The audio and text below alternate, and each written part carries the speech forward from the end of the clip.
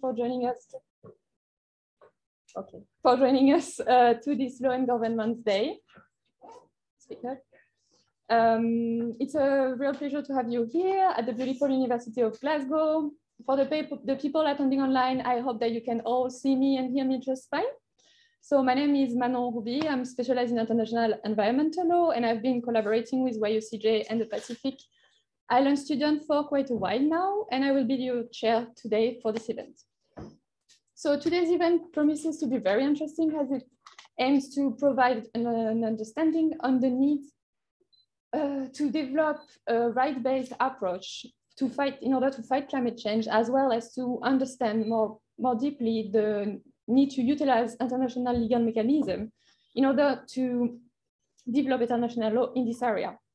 To do so, we will have a look at why and how an advisory opinion from the International Court of Justice is a well-justified avenue to this development, as well as to the complementation of the UNFCCC negotiation and the climate crisis in general. Needless to mention the impacts and importance of climate change and the climate crisis on the young generation and future generation. That is why, since 2019, the Pacific Island students have been developing a campaign from the youth fighting for climate justice, and is now becoming global in collaboration with YUCJ, who has created and who is currently developing youth front in Asia, Latin America, and Europe. So what the youth is pushing for, you may ask.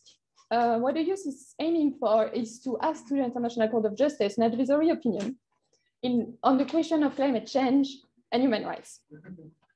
Now, you may know, or you probably can guess, that reaching successfully for the International Court of Justice is far from a walk in the park. Therefore, governments, youth, civil society, and experts, as the one we have with us today, need to come together, and that's why we are here today. Now, without further ado, let me introduce our panelists of the day. So I would like to welcome firstly Monica Filatrinta, barrister specializing in public international law at 20 Essex. She is recognized as a leading barrister in chamber and partner and the Legal 500 in public, international law and environmental law. She also was shortlisted Barrister of the Year at the Lawyer Award 2020 for her work on climate change. Welcome, and thank you for being here. Thank you. I would also like to welcome Jorge Vinuales, joining us online. Jorge holds the Harold Samuel Chair of Law at Environment Policy at University of Cambridge. He's the founder and former director at the Cambridge Center for Environment, Energy, and Natural Resource Governance. He has published widely in his specialty areas and also have wide experience as a practitioner, both in advisory and litigation contexts. Thank you for joining us today, Jorge. I would also like to greet Lavanya Rajamani, also from the online world. She's a professor of international environmental law at Oxford University, as well as Yamani Fellow. Lavanya writes, teaches, and advises on climate change law and policy. Her latest book is the second edition of the Oxford Handbook of International Environmental Law, co-edited with Jacqueline Peel from the University of Melbourne. Thank you for being with us today. May I also introduce you Stacey Alvarez de la Campa from the online world as well. She's the founder of the Worldwide Sustainable Warriors, as well as the content manager at Island Innovation and legal assistant at Lex Caribbean Attorney at Law. Thank you, Stacey, for being with us today. I would also like to introduce you Atina Schutz as representative of the youth. She's a third-year law student and awareness chairperson of Pacific Island Student Fighting for Climate Change and a member for the Secretariat at Ken Pacific Island. Finally, I would like to present you as ambassador or representative of the Republic of Vanuatu, who is going to say some few words of welcoming. Odo Tevi. Odo Tevi has been appointed permanent representative of the Republic of Vanuatu to the UN since 2014.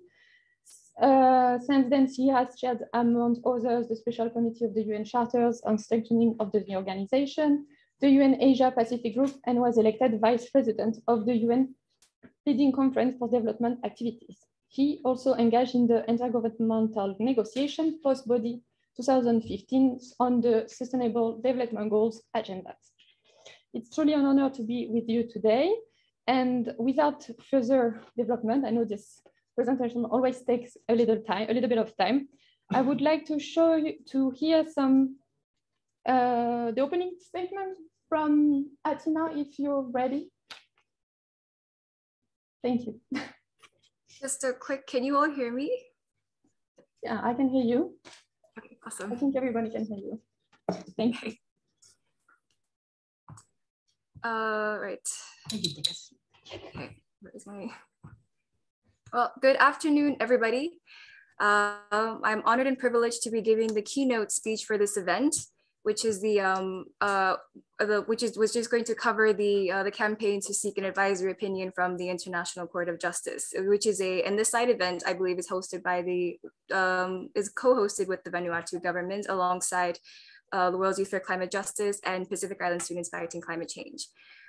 So as a law student and environmental advocate, I'm interested in learning about ways that the legal field can combat the climate crisis. And as a Pacific Islander, I'm interested in learning how to use the tools and resources that I have to ensure the viability of my home islands for habitation. My first memorable experience with the climate crisis was at the age of 9, when my mother and I were driving home from school when water from the sea started seeping into the streets. It was quite sudden, it hadn't been announced, and my 9-year-old mind was confused as to what was going on. See, the Marshall Islands, which is the country where I'm from, is a string of coral atolls scattered over a vast swath of the Pacific Ocean. As the Marshall Islands climate envoy, Tina Stagey, had accurately described it, it is a country of coastlines.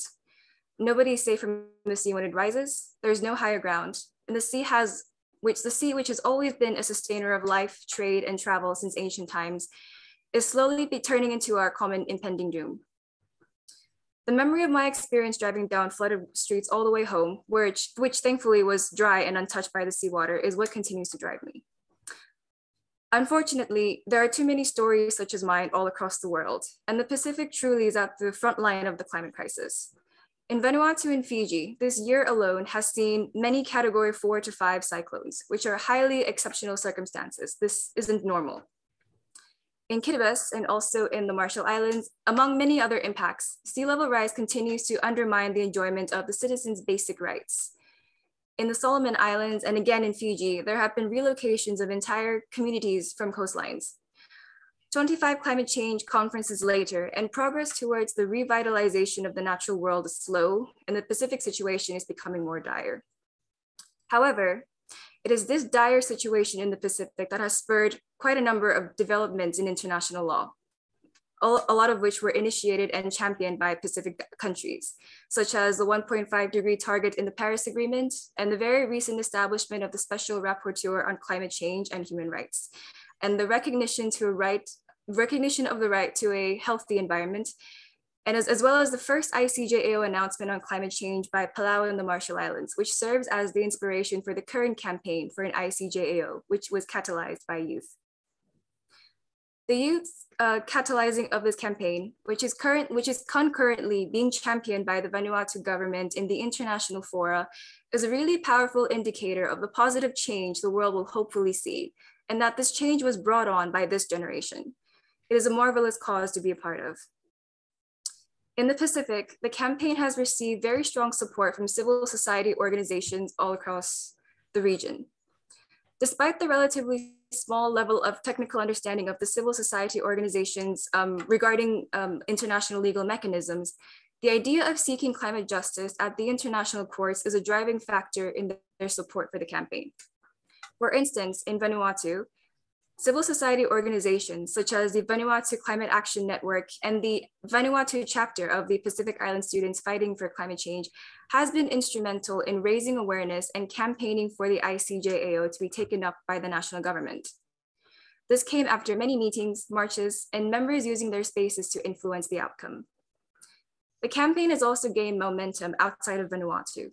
Through the Pacific Islands Climate Action Network and other regional fora, the ICJAO campaign has considerable mention and focus in discussions and workshops.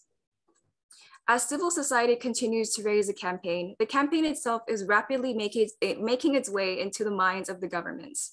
And this COP has been a very critical avenue for raising its profile. A positive advisory opinion has the potential to level the playing field for Pacific Islands, as well as open up other potential avenues for seeking redress, in addition to the UNFCCC. The time is nigh, and in our world, amidst the warming of the atmosphere and the melting of the ice and the rising of the seas, the International Court of Justice must not be silent on the biggest problem of our time. Komotada.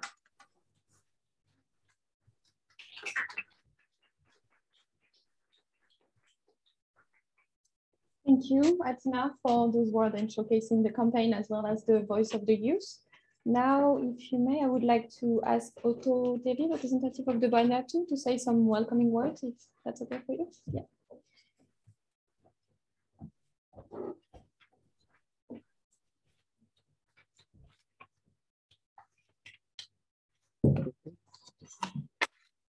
Good afternoon.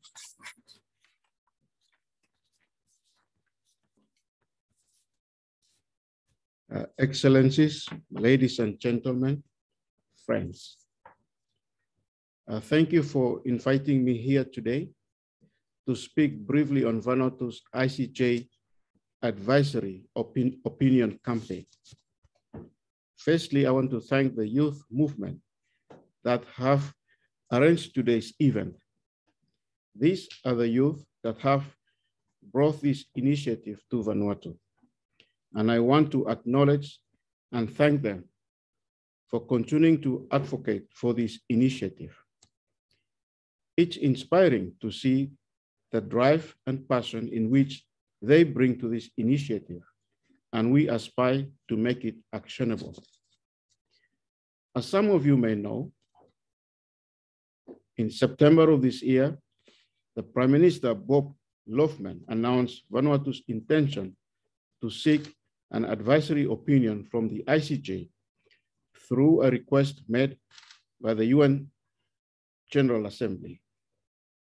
This type of initiative is not new, with various iterations of similar nature having been considered by our fellow Pacific and SIDS. The dire consequences of climate change can no longer be ignored, and the science linking climate change to past and present emissions of greenhouse gases is now beyond question. Climate change is already driving sea level rise, cyclones, hurricanes, floods, and other extreme weather events. This has been highlighted by our previous speaker. Without bold action, climate vulnerable countries like Vanuatu will face an onslaught of adverse impacts, from coastal inundation to loss of freshwater to even more severe storms and cyclones, threatening our very survival. After COP, our campaign will formally begin in New York, where we plan to extend support for the initiative leading up to the General Assembly. And I would have to admit it's not easy. We have assembled a strong team of experts to help with the strategy for this campaign and carefully draft the legal questions that we hope to bring before the ICJ. While I cannot speak to the exact legal questions that we will pose to the ICJ at this sensitive stage of the campaign, I would very much like to share with you our vision for what advisory opinion from the ICJ can and should accomplish. One, an advisory opinion could establish and clarify clear markers of state duties on climate change. Providing such clarity through an advisory opinion would help climate negotiations by operationalizing the consensus expressed in the Paris Agreement. Two, the court can establish clear standards for government based on science and the rule of law. A sharp contrast with the lowest common denominator currently required to establish consensus in climate negotiations. And finally, an Icjs opinion would provide much needed baseline for achieving climate justice by bringing together human rights and climate responsibilities. By clarifying legal principles and advancing climate justice benchmarks, such an opinion would enable new climate change cases to be brought in national and in regional courts and international bodies. I thank you.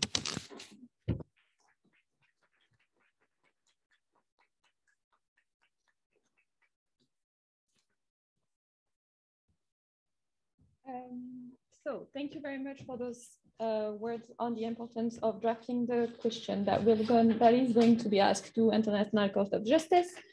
Therefore, I'm going to now start with the first question with regard exactly the drafting of the question that should be asked to the International Court of Justice. Let me just remind you that each speakers are invited to speak on each question. Depends on if you want to speak or not. Please raise your hand whenever you want to take the floor, and I will give you the floor. So the first question is, what could be a possible framing of the Leguail question that would not undermine, but rather complement the Paris Agreement?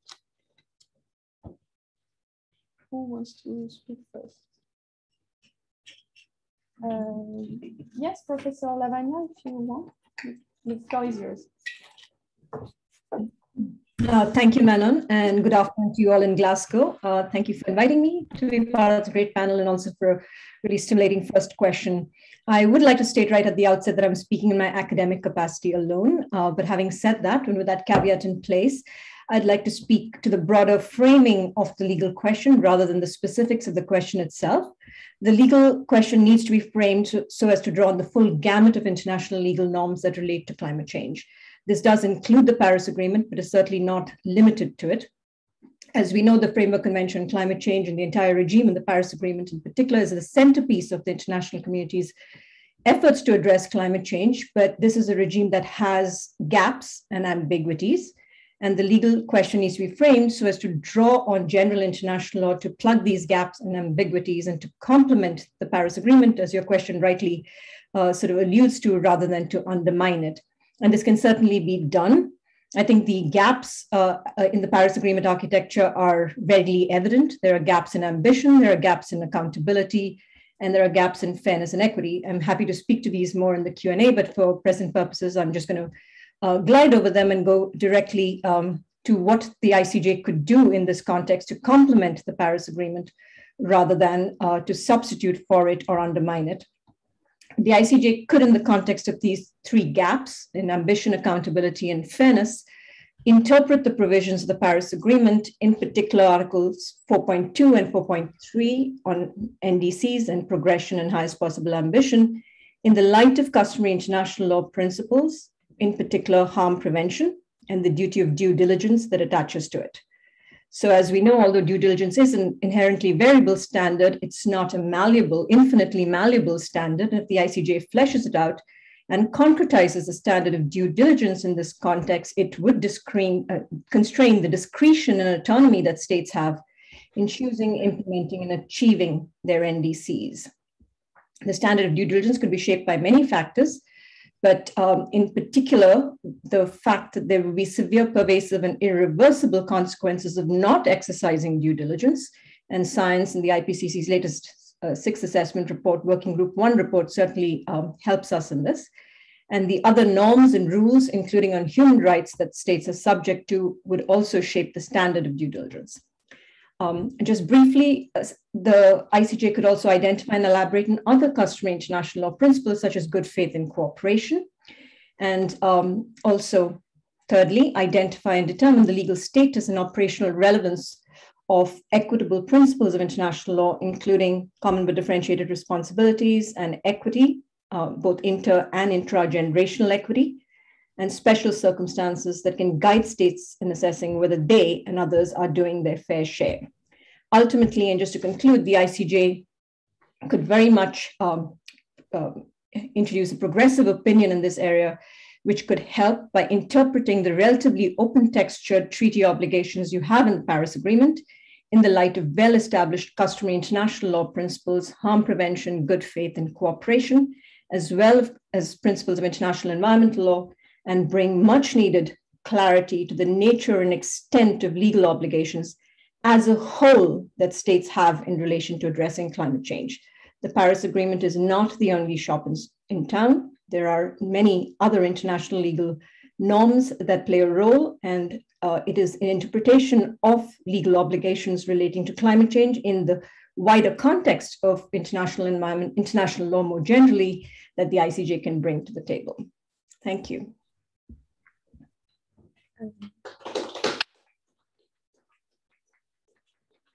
Thank you, Professor Lavagna, for highlighting those, like in the Paris Agreement, that is interesting to learn how to complement it. I believe, yeah, Monique, please take the. Oh, okay. Sorry. No, is that all right? Yeah, yes, sure.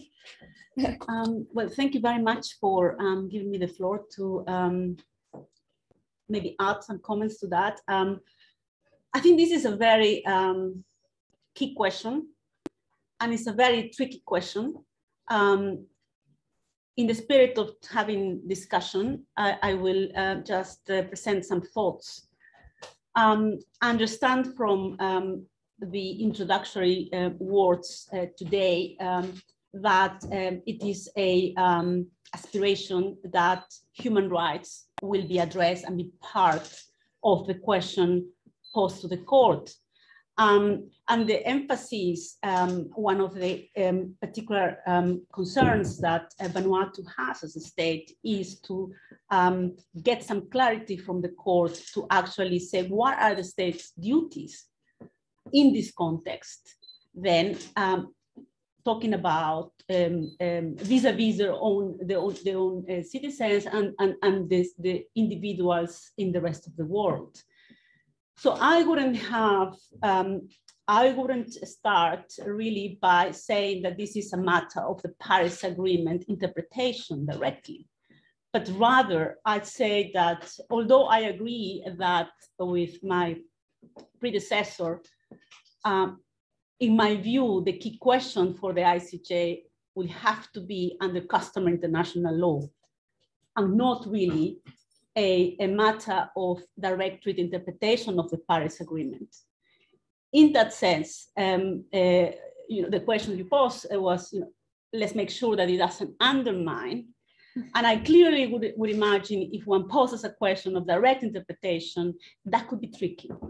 Yet, if one poses a question where the court is asked to elaborate on what are the state duties under international law in the context of climate change, what is the standard of that duty in the context of human rights obligations, the court will have to delve and build on all the different treaties that exist so that it can interpret that the state of the law and the obligation itself.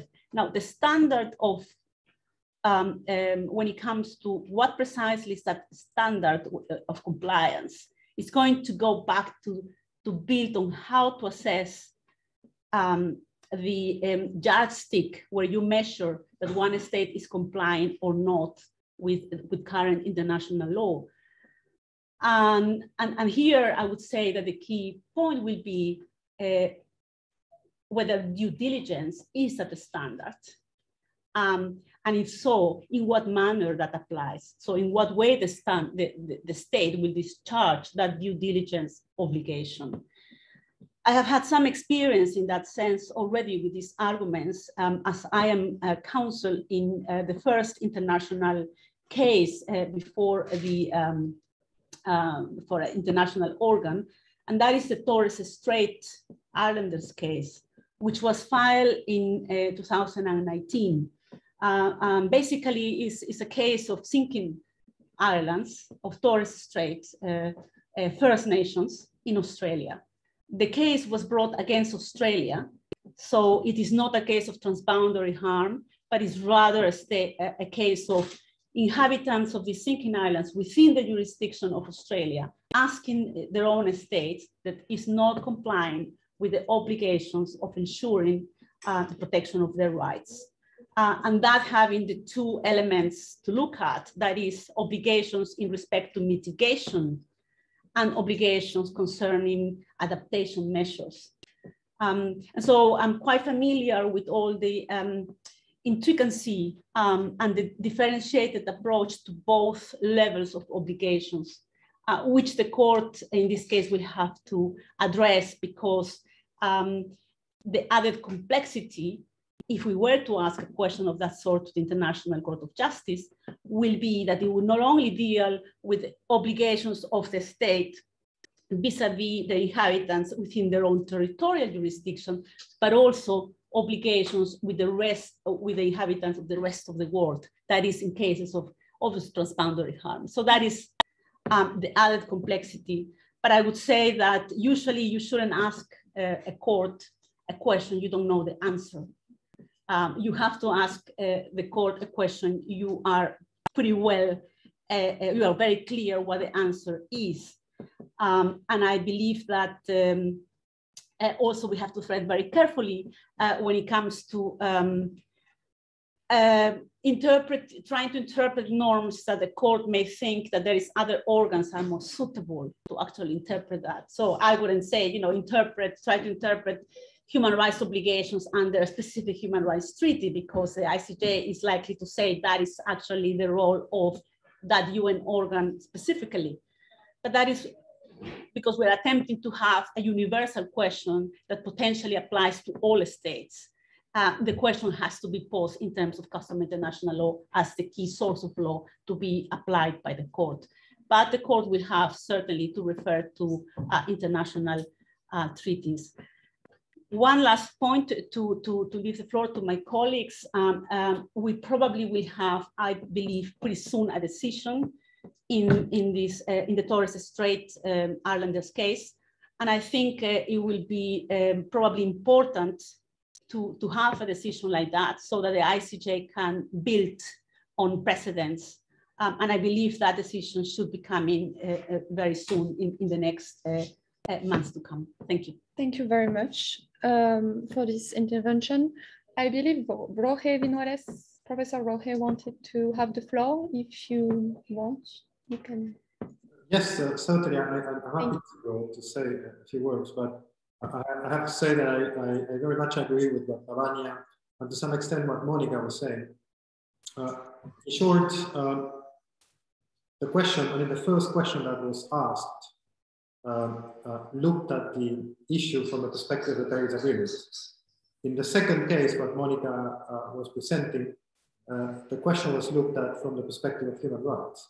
If you're looking at the problem as vast as climate change from very different perspectives, then you will have what I guess a sectorial answer to that.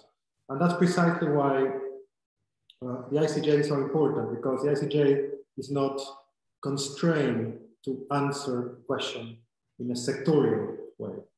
The ICJ can give answers about a range of matters, from human rights to environmental law and climate change, to matters of finance, to matters of territoriality, to matters of the open sea. The ICJ has a general competence. And that's something that, of course, would perhaps fall more directly under the second question that was proposed, but I must stress this point, which is, I think, very, very important. Only the court has not just a legitimacy, but a general competence to answer the type of questions that climate change raises. Thank you. Thank you, Professor Roge. If anyone has anything else to say, Stacy, you're good? Okay. So, oh, sorry. Sorry. Thank you very much. I just wanted to generally concur with the sentiments being expressed and say that, you know, in the legal world, words have tremendous power, and there are intricacies involved in these words that we really have to bear in mind in teasing out an issue and teasing out the whole concept of what a legal question is. So I really, again, as I say, would like to concur with my fellow panelists in that regard. And I mean, earlier this week, Mary Robinson, someone I greatly admire, had said, she knows all too well the power that words have in the legal world and in the legal framework. So whilst it is important very much to consider that, yes, there must be a legal question before one dives into trying to frame such a question, all of the aspects that my fellow panelists have brought to bear must be held in mind. So that's all I want to say. Thank you. Thank you very much. I believe now we are going to move on to the second question that is linked to the first one. The panelists highlighted the difficulties of having a question asked to the International Court of Justice linked with human rights. Therefore, I'm asking you, given the current development of international law and international environmental law, what are your thoughts on the possibility for the International Court of Justice to be ready at this point for an advisory opinion on those two topics, human rights and climate change, as you developed earlier, are quite difficult to bring in front of these courts? Yes, Professor Rohe, you can have the floor. Yes, thank you. Let me see if I can, lower the hand. I think that, knowing whether the court is ready for this question or not is of course, the court will, has a discretion to answer the question or not.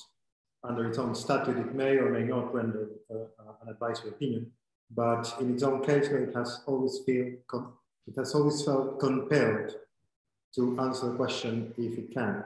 And there is no single case in the history of the current court where the court has not answered a question. So now the next issue is, of course, whether the case law on point 1, 2, 3, or 4 is ripe to be answered. There, let me just mention a few things that I guess are very important. The first thing is that climate litigation at the domestic level has been relying mainly, I wouldn't say exclusively, but mainly on very general concepts that are reinterpreted in the light of the climate emergency. But those very general concepts tend to include a standard of care or a duty of care, some human rights. Sometimes you have broad fiduciary duties of directors and officers of corporations. Some of the times you have issues of information disclosure or of consumer protection. So these are all instruments, legal norms that were not developed to tackle climate change. And domestic courts are reading them again in the light of the very difficult, challenging, and unprecedented emergency that we're facing. I think that the court is probably very aware of its role in the development of this, updating of international law through its reading. It has done that, and that leads me to my second point. It has done that very well in the area of international environmental law. So as you know, since 1996 in particular, and then up to 2015, where you have a full statement of what are the main 4 principles of international environmental law, the court has dissipated the fog, the conceptual fog that prevailed in that area, and said, well, there are 4 principles, and those 4 principles are all relevant. The other area in which the court has been unprecedented is the recognition of the relevance of the right of unborn generations. So we have seen that even at the level of domestic law, even in the very ambitious climate litigation way that we're seeing these days, for example, the German Constitutional Court has not recognized that unborn generations have rights and they have their own entitlement to be protected. Yet, when the Icj stated what the concept of sustainable development meant in 1997, in Gachiko Najimaro's case, it actually specifically referred to unborn generations. So there is a lot of present to be looked at closely in that respect. And then finally, I think that the court has been, in a number of cases, very innovative in the way in which it articulates different areas of international law. And a typical example, of course, would be the advisory opinion on the legality of nuclear weapons, in which the court actually surveyed the entirety of international law to take a position on one complex question. The court has been very, I would say, quite deferent to what the Human Rights Committee has said in its general comments and in its case law. It has even referred to that practice as case law, as jurisprudence. So I think that there is a lot to be, let's put it in these terms. I think that one may have high expectations of what the court is capable of doing. Thank you very much. I believe, Monica, the floor is yours. Yes, thank you. I'm having worked for the International Court of Justice in the past. I am familiar with the way the court works in cases, and I guess I like to comment on two specific aspects to take into account to address this second question. So first, the cautionary approach, and then what I see as an opportunity, which was not present some years ago. On the cautionary side, it's been just mentioned a past example of an advisory question that the court dealt with in the case of nuclear weapons. And of course, that represented a development in itself, and there were some important statements by the court in that advisory opinion. But in analyzing the way the court related to jurisprudence or case law of the Human Rights Committee, for example, in that case, not in a contentious context, but rather a general comment, as Jorge just mentioned. For those who have read that advisory opinion, and this was a question I remember debating at the Hague Academy with Professor Pierre-Marie Dupuy, who's also an specialist in environmental law, how unsatisfactory was the answer of the court when, on the one hand, for those who know about that Human Rights Committee general comment, the committee very clearly said that nuclear weapons actually could constitute a threat to the right to life, period. And yet the court, the ICJ, considered that it was applying lex specialis, therefore, it's a regime that actually that specific general comment is not really dealing with. And could circumvent, it could actually somehow ignore that clear wording of the general comment because that's human rights and this is international humanitarian law. So that's the cautionary point.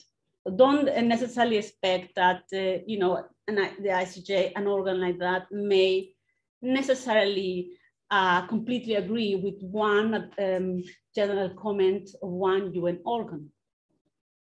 And could be, also that you have to consider the political context, the positions of the states, and in fact, the views of judges sitting at the ICJ.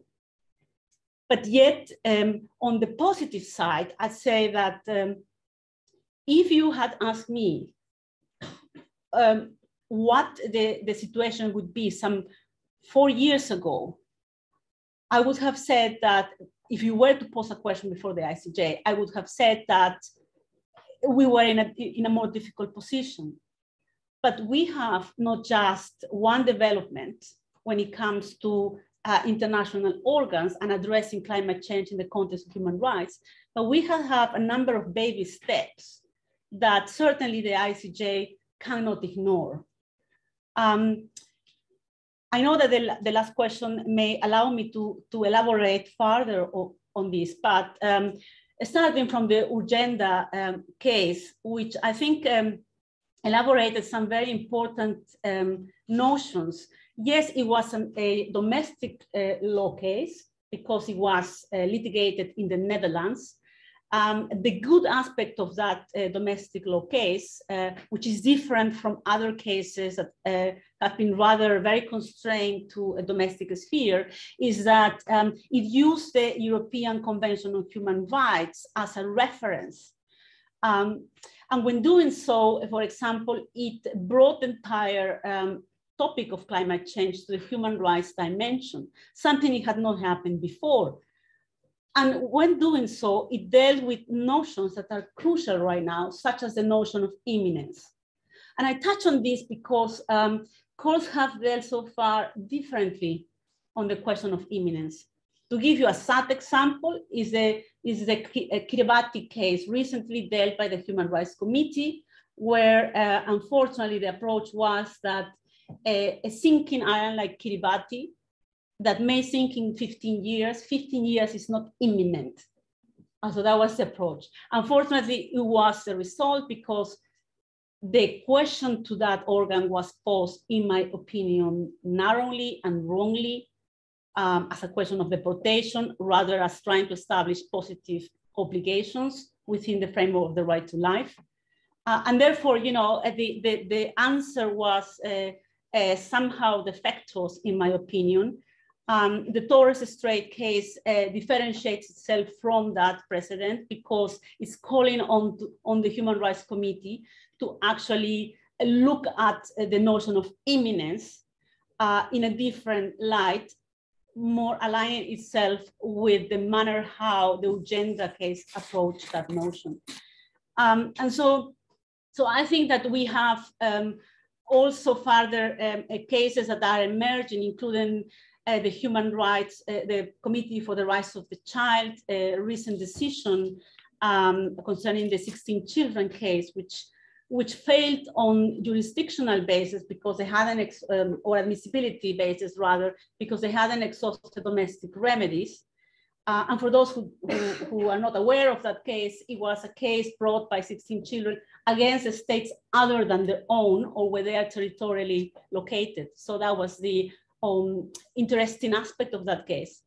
It failed on that basis of lack of exhaustion of domestic remedies, but the Committee for the Rights of the Child pronounced itself on actually recognizing that it was a serious matter that was affecting children and made a number of statements that I think the ICJ could possibly build on.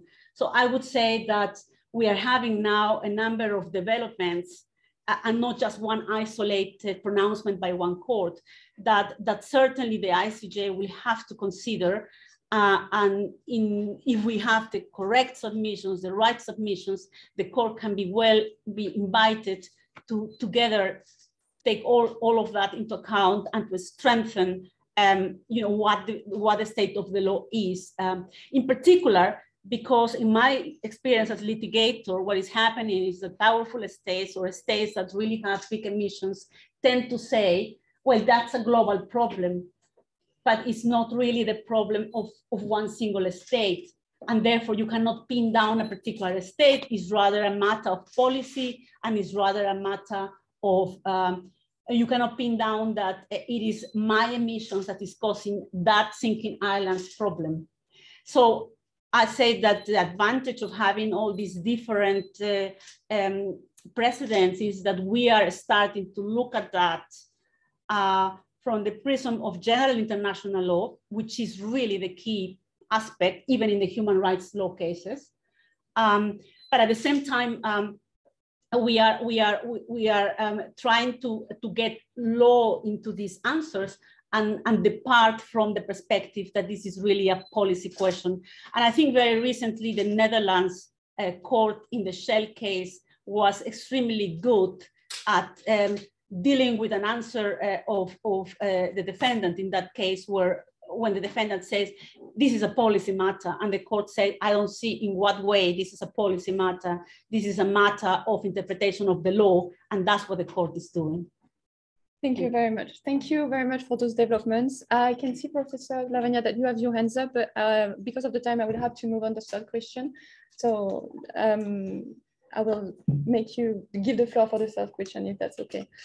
So the third question that would finally be, what do you think is the potential of such, it's more on the result, as Monica team that developed earlier. You should not ask a question if you don't know the results. So here I am, the question on the results for the advisory opinion. What do you think that such advisory opinion has as potential to be successful in advancing intergenerational equity, climate action, and climate action in a much broader way? Yes, Professor Lavagna. Thank you very much, Manon. So I had some thoughts on the previous question, but I'm happy to move on to this one and encompass some of those arguments here, I guess. A progressive advisory opinion has the potential to bring much needed clarity to the nature and extent of legal obligations as a whole that states have in relation to addressing climate change, and tremendous potential to advance climate action, including in relation to intergenerational equity. And it can do this in three ways, at least. I think first and foremost, perhaps signalizing a legalization in this field. The Paris Agreement is often seen as a result of pragmatic deal-making among states, and its legal character is often called into question and even dismissed by some scholars. A strong opinion on the legal rights and responsibilities of states will place vulnerable states on a much firmer footing and generate additional pressure on major emitting states to enhance their ambition, not just in mitigation, but also in support.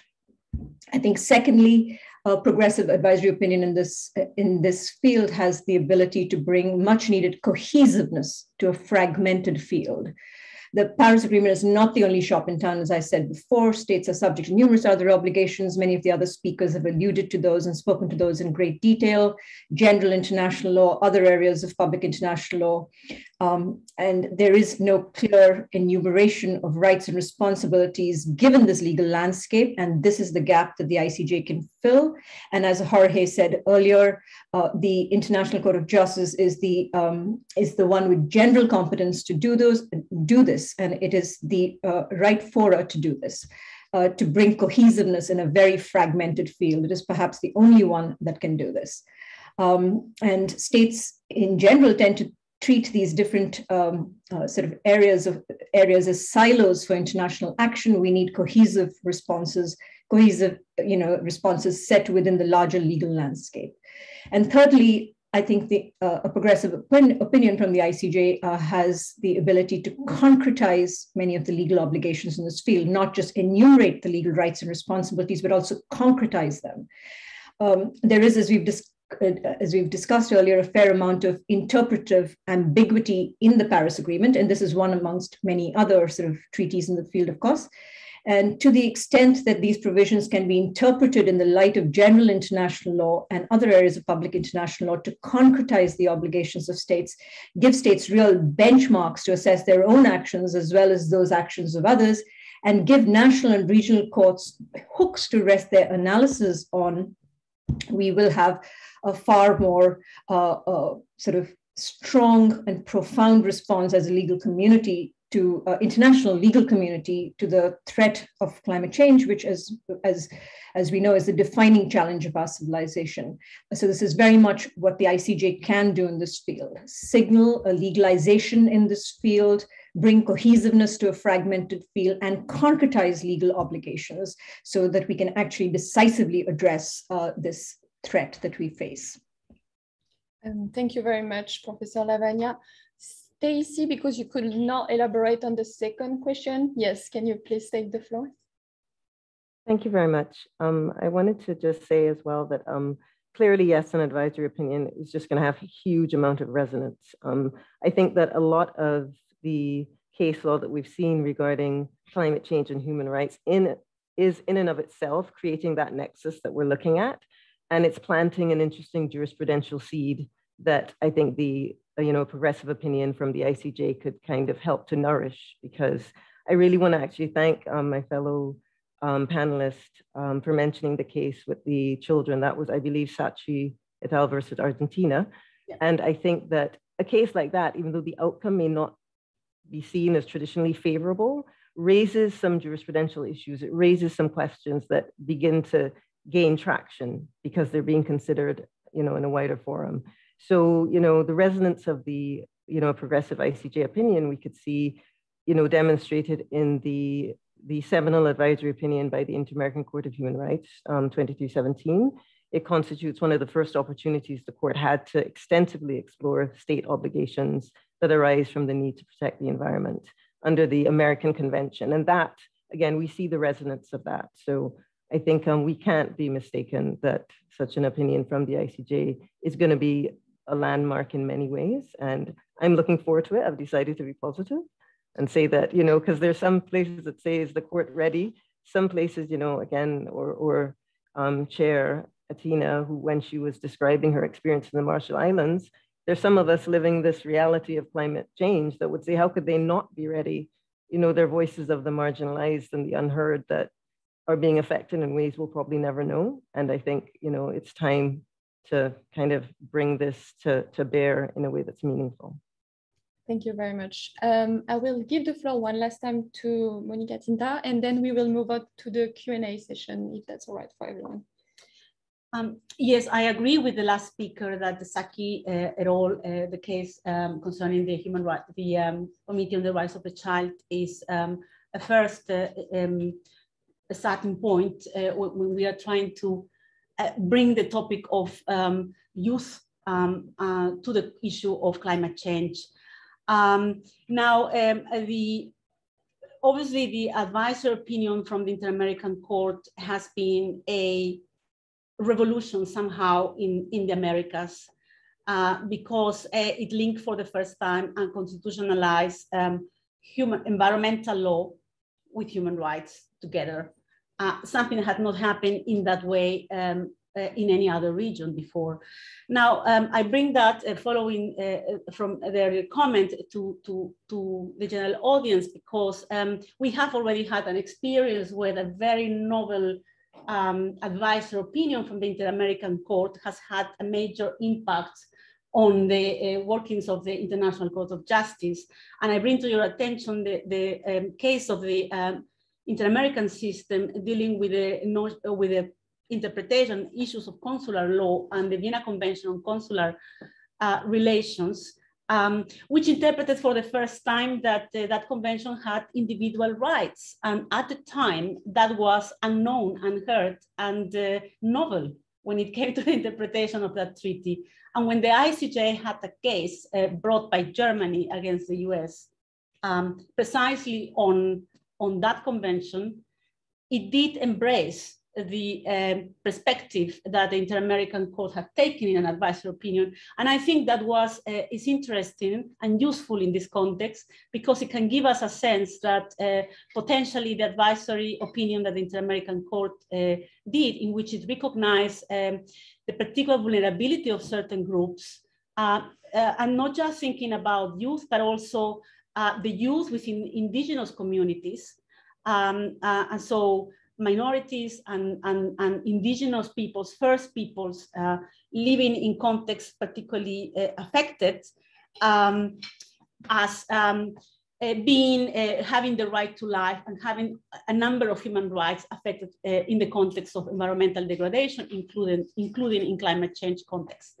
So I think this can be potentially very, very helpful in a potential advisory opinion case.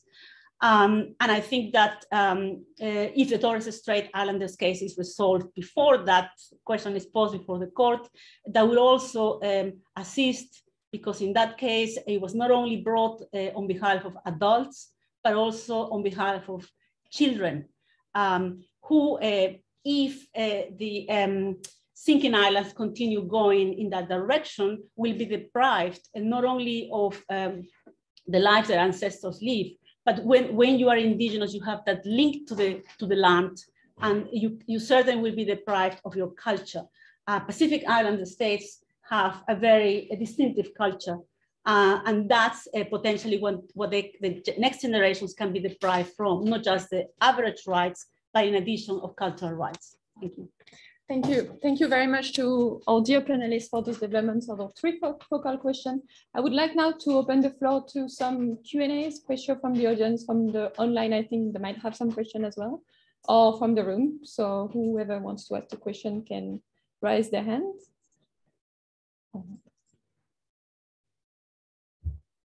Online. I have some questions from the audience online. So one of the questions we had was to get the General Assembly to support from middle income developing countries, how will the ICG AO address CBDR? Can the CBDR, sorry, it's not clear. What common but differentiated? Okay. Yeah. Okay. Can they hear?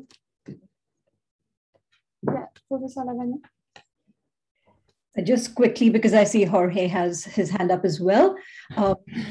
In terms of common but differentiated responsibilities and respective capabilities in light of different national circumstances, the formulation of the Paris Agreement, it's certainly a principle that requires further concretization and definition and interpretation, and that is something that the ICJ could sort of usefully opine on. But in terms of getting support, beyond small island states and least developed countries, climate change is obviously not an issue that just affects small island states or least developed countries. Middle income countries, developing countries like India, one of the most vulnerable, in the top 4 most vulnerable countries in the world. So to the extent that an ICJ advisory opinion is going to be helpful to all vulnerable countries, even if some of them might also be emitters, significant emitters, I think an ICJ progressive opinion from the ICJ is very valuable for middle-income developing countries as well. And there are ways in which CBDR could be interpreted in a sort of, again, progressive fashion that accommodates the interests of middle-income developing countries as well that have energy poverty issues to address. Thank you. Thank you very much. Professor Roque, you wanted to take the floor? No one knows CBDR better than Lavagna. I think that's a very key question. And I think that can be a second layer after having an answer for the first question, which was the standard applicable. And why? Because the standard may, having half the standard, then does that apply differently? Because certainly it's not the same when it comes to obligations, when you have, let's say, a major emitter and when you have a little state like Kiribati, let's say. Therefore, I would say that can be built as a second issue after the first question that can be posed. Thank you very much. Yes? Yes, I have a question. Yeah, sure. Well, thank you very much for all this conversation. It's been very interesting. I have a question. When we think about the advisory opinion, and I've been listening to what everybody is saying, and I think that we have touched upon several principles, several aspects of international law, environmental law, climate change, etc. But the court is not intended to clarify a whole field of international law. So the question has to be on one point, and not for the sake of just clarifying the field. And then the question has to be defined in order to what we want to achieve. What is the ultimate goal here? So my question to the panel is, given the circumstances and the urgency of the matter, what do you consider that has to be the question or two questions that need to be addressed to the court? So let me repeat okay, Rohan. You can take the floor. No, it's a very good question, actually. The question that one usually gets is, okay, what question would you ask? And there are two ways to answer that. Huh? So one way is to try to answer that from the perspective of expertise. Say, well, no, I can, find a clever way to do this and that, etc. And I think that expertise, yes, it does play a role in this context, but there is a second way to answer that question, which is, I think, far more important, and that we're losing sight of all the time in discussions, which is the question has to cater to the aspirations of the stakeholders supporting the initiative. So sometimes when one participates in these discussions and you have someone say, well, no, you need to ask a short question. No, you need to ask a large question. No, you need to ask a question that goes to human rights. No, you need to ask a question that goes to climate change. There are many ways to ask questions. There are many tricks that you have to keep in mind when you draft a question for the ICJ. and for other tribunals as well. But what most of these discussions that are really focusing on expertise are missing is the essence. And the essence is that the question has to answer the aspirations of those that actually are driving the process to ask a question. Now, once you can single out or pin down perhaps what those aspirations are, and it's a complex process, because a very important aspect of asking a question to the ICJ is embracing the fact that you're going through the front door. You go through the General Assembly of the United Nations, which is the most representative world assembly. And then you have to deliberate, you have to believe in deliberation. And that requires concessions and compromising. But once that complex process distills in some way what the aspirations of this complex group is, then you can bring the lawyers back in the room. And the lawyers are and have been in the room for a long time, since the beginning. But the lawyers are just providing the expertise. They have not any representational character. And please, this is something that must be understood. This is not just a matter of, you know, clever tricks and expertise and you know, I can find a loophole and do it this way or that way. This has to be very legitimate. Advisory opinions are not binding. They only command the authority that the process that led to them actually commands. Thank you very much. I would have loved to take another question. Unfortunately, we are running out of time. I would like to thank deeply all panelists for joining us today and for you to have joined us during this session. That was my first time chairing the meeting, so I hope it was not too messy. I would also like to thank the University of Glasgow and the University of Cambridge for permitting this event. And I will now let you go on by your day and make the most out of COP26. Thank you very much.